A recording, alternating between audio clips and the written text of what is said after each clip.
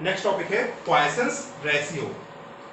ठीक है, जब हम देखते हैं कि अगर हम किसी रबड़ को पकड़ के अगर ऐसे खींचे तो क्या होता है, उसकी लंबाई में तो वृद्धि हो जाती है, लेकिन उसका डायमीटर यानी उसके व्यास में कुछ कमी हो जाती है। जैसे रबड़ को अगर हम स्ट्रेच करें यानी खींचने में क्या होता है, वो इलांगेटेड हो जाता है। ठीक है, यानी बढ़ जाता है। ठीक है, उसकी लेंथ क्या हो जाती है, इंक्रीज कर जाती है। ठीक है, बट जो डायमीटर है उसका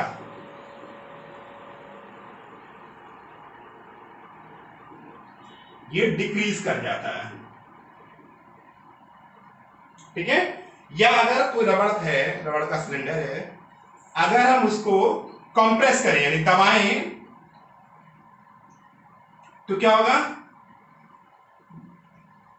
उसकी लेंथ जो है वो डिक्रीज कर जाएगी। ठीक है, और विड्थ उसकी बढ़ जाएगी। मतलब क्या होगा, अगर हम रबड़ को दबाएं तो वह छोटा हो जाएगा तथा मोटा हो जाएगा। ठीक है, तो एक साइंटिस्ट थे, उनका नाम था साइमन सेनियन, डेनिश पॉइसंस। ये एक मैथमेटिशियन और फिजिसिस्ट थे। इन्होंने एक रेशियो दिया, उस रेशियो का नाम दिया पॉइसंस रेशियो। इसको हम सिग्मा से रिप्रेजेंट करते हैं। इसका सिंबल होता है सिग्मा, आधा ना की तरह।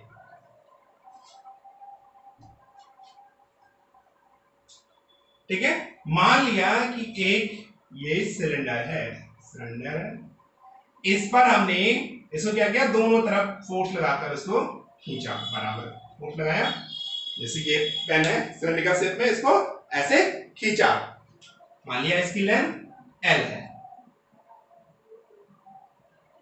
खींचने पे क्या हुआ, ये इलांगेटेड हो गया।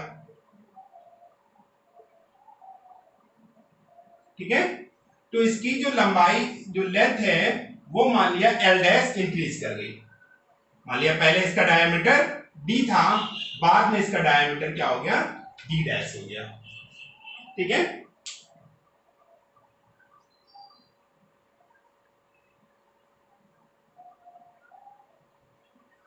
अब अगर हम इसको कंप्रेस करें तो मान लिया इसका डायमीटर D है और लेंथ क्या थी, L थी। अब क्या हो गया, इसको फोर्स अप्लाई किया तो क्या हुआ, कुछ कंप्रेस हो गया। मान लिया इसका डायमीटर क्या हो गया, D डैश हो गया। ठीक है, मान लिया जो डिक्रीज हुआ वो L डैश की इसमें कमी होगी, तो इसकी लेंथ कितनी हो गई, L माइनस L डैश, और इसकी कितनी हो गई, L प्लस L डैश। ठीक है, लेकिन कुछ ऐसे भी मटेरियल होते हैं, अगर हम उनको खींच दें तो खींचने पर वो क्या होता है, लंबाई तो बढ़ जाती है लेकिन साथ ही साथ वो मोटे हो जाते हैं। ठीक है, तो ऐसे मटेरियल्स को ऑक्जेटिक्स कहते हैं। ठीक है, तो ऐसे ही कुछ मटेरियल्स होते हैं जिनको हम ऑक्जेटिक्स कहते हैं। कुछ ऐसे मटेरियल्स होते हैं, अगर हम इनको इलांगेटेड करने पर क्या होता है, वो कुछ मोटे हो जाते हैं, तो ऐसे मटेरियल्स को ऑक्जेटिक्स कहते हैं। लेकिन जनरली जो मटेरियल्स हैं उनको अगर हम खींचें, ठीक है, बराबर फोर्स लगाएं तो क्या होता है, उनकी लेंथ इंक्रीज कर जाएगी, और डायमीटर डिक्रीज कर जाएगा। ठीक है, तो इसमें दो तरीके के चेंज होते हैं। पहला जो चेंज होता है वो लैटरल चेंज होता है। ठीक है, यानी पार्श्विक परिवर्तन होता है। ठीक है, जो कि डायामीटर में चेंज होने की वजह से होता है। ठीक है, जो इसके लंबवत परिवर्तन हो रहा है। ठीक है, तो ये क्या होगा, डायमीटर में परिवर्तन होता है, इसको क्या कहते हैं, लैटरल चेंज। दूसरा क्या होता है, उसके लेंथ में चेंज होता है, लेंथ चेंज होते हैं, जिसको हम क्या कहते हैं, लॉन्गिट्यूडिनल चेंज कहते हैं, लॉन्गिट्यूडिनल, ठीक है, चेंज होता है। ठीक, तो लैटरल चेंज के कारण उसमें लैटरल स्ट्रेन होता है, ठीक है, लैटरल स्ट्रेन होता है, अनुदैर्ध्य विकृति, और लैटरल चेंज सॉरी पार्श्विक विकृति। और जो ठीक है, जो डायमीटर में चेंज होता है और लंबा चेंज होता है उसको क्या कहते हैं, पार्श्विक विकृति यानी लैटरल स्ट्रेन।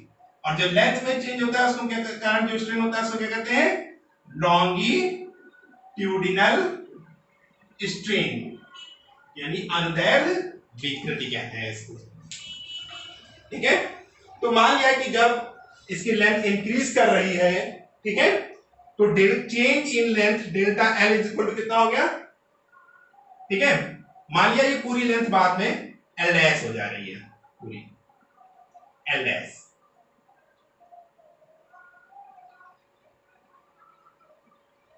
तो चेंज इन लेंथ कितना हो जाएगा, एल डैश माइनस एल, ठीक है। तो मान लिया कि जब इस पर फोर्स अप्लाई किया तो इसकी लंबाई बढ़ते क्या होगी, पहले एल थी बाद में एल डैश हो गई, ठीक है। तो एल डैश माइनस एल, अब डेल्टा डी कितना हो गया, delta D is equal to D dash minus D,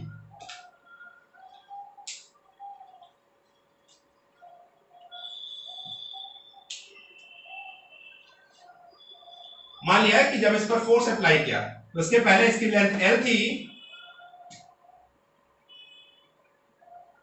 ठीक है, बाद में इसकी लेंथ एल डैश हो गई, तो उसकी चेंज इन लेंथ निकालना, इसकी लंबाई में कितना परिवर्तन हुआ, तो delta L is equal to L dash minus L, ठीक है। और उसके डायमीटर में कितना परिवर्तन हुआ, delta D is equal to D dash minus T. ऐसे ही मान लिया जब ये कंप्रेस हो रहा है, ठीक है, तो पहले इसकी लेंथ एल थी, डायमीटर डी था, बाद में इसका डायमीटर डी डैश हो जा रहा है और लेंथ क्या हो जा रही है, एल डैश हो जा रही है। अब यहां पर change in length delta L is equal to कितना हो जाएगा, ठीक है, एल डैश माइनस एल, ठीक है। और चेंज इन डायमीटर यानी उसके डायमीटर में नहीं व्यास में कितना परिवर्तन होगा, डी डैश माइनस टी। अब यहां पर लंबाई बढ़ रही है तो क्या हो गया, इसमें जो चेंज होगा वो पॉजिटिव चेंज होगा। अब इसमें डायमीटर घट रहा है यानी इसमें कमी हो रही है, तो ये क्या हो गया, निगेटिव हो गया। यहां पे जब कंप्रेस हो रहा है तो ये निगेटिव हो गया और ये पॉजिटिव हो गया, यानी यहां पर अगर एक टर्न पॉजिटिव होगा तो दूसरा निगेटिव होगा। अब यहां अगर पहला टर्न निगेटिव है तो दूसरा पॉजिटिव हो गया।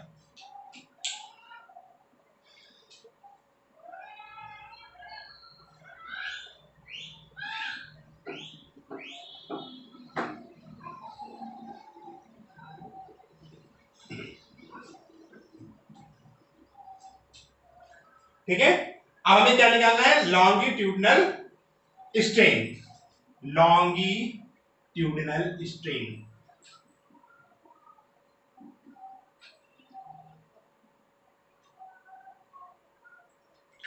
लॉन्गिट्यूडिनल स्ट्रेन यानी अनुदैर्ध्य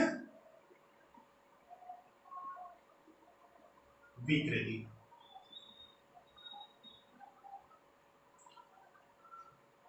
तो क्या आ जाएगा, चेंज यानी डेल्टा लंबाई में परिवर्तन अपान प्रारंभिक लंबाई, यानी change in length upon original length, delta L upon L. दूसरा टर्म निकालेंगे लैटरल स्ट्रेन,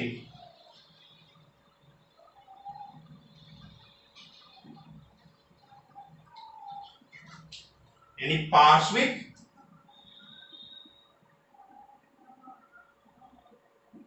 विकृति is equal to delta D upon D, ठीक है। इसको क्या लिख सकता हूं, epsilon longitudinal, F sine lateral. तो यहां पे चेंज ये हो रहा है, ये पॉजिटिव चेंज है, ये निगेटिव चेंज है। ठीक है, अब यहां से हमें पॉइसंस रेशियो निकालना है, तो Poisson's ratio sigma is equal to होता है lateral strain upon longitudinal strain, यानी पॉइसंस रेशियो, पॉइसन अनुपात बराबर पार्श्विक विकृति बटे अनुदैर्ध्य विकृति। अब यहां पे इसकी वैल्यू रख देते हैं, कितना है ये delta D upon D whole divide by delta L upon L.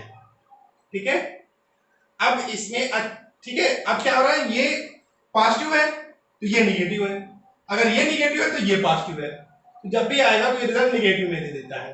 ठीक है, तो यहाँ पे क्या होगा, जनरल जो भी मटेरियल है इसके लिए इसकी वैल्यू क्या होती है, निगेटिव आती है। तो इसके लिए क्या किया गया, यहां से निगेटिव साइन दूर करने के लिए क्या किया गया कि इसकी वैल्यू पॉजिटिव आए, तो पॉजिटिव आने के लिए यहां से एक माइनस साइन यहां पे अप्लाई कर दिया गया। अब अगर यहाँ पे डेल्टा डी अगर ये माइनस हो रहा तो ये माइनस माइनस प्लस, अगर डेल्टा एल यहाँ पे निगेटिव है तो क्या हो जाएगा, माइनस माइनस प्लस हो जाएगा, तो ये वैल्यू क्या हो जाएगी, प्लस में आ जाएगी। ठीक है, कुछ बुक्स में आपको ये जो वैल्यू दी होगी प्लस ही दी होगी, delta D upon delta L upon L, क्योंकि इसकी फाइनल वैल्यू यहाँ पे माइनस लेते हैं तो इसकी फाइनल वैल्यू क्या हो रही है, आपकी पॉजिटिव आ रही है। ठीक है, लेकिन अगर आप